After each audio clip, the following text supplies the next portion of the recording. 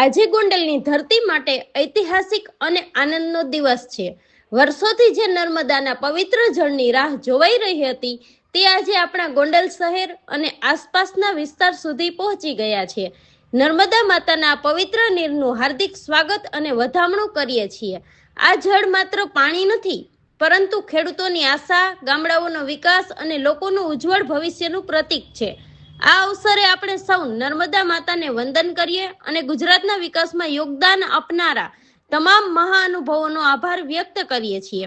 આ ઐતિહાસિક પ્રસંગે ગોંડલ નગરપાલિકાના કારોબારી ચેરમેન રાજભા જાડેજા સહિત આગેવાનો અને સ્થાનિક લોકોએ નર્મદા માતાના જળનું ભવ્ય સ્વાગત કર્યું હતું।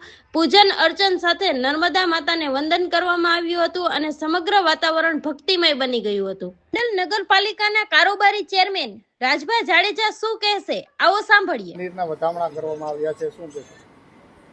નર્મદે સર્વદે આ હંમેશા આપણે આપણા શાસ્ત્રોમાં સાંભળતા આવ્યા છીએ।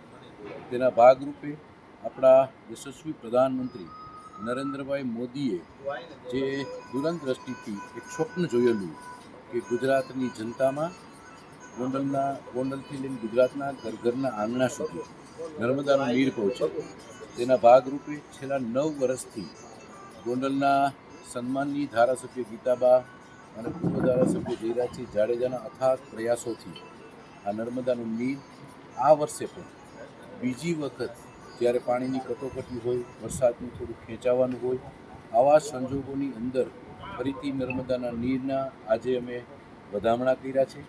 આ તકે માત્ર 24 કલાક પહેલાં એક કેટલા MCFT પાણીનો જથ્થો ગોંડલને હજી જોઈ છે તેનો માત્ર એક 24 કલાક પહેલાં કાગળ કરતાની સાથે સરકારશ્રીની મંજૂરી પણ આવી ગઈ અને પાણી પણ આવી ગયું।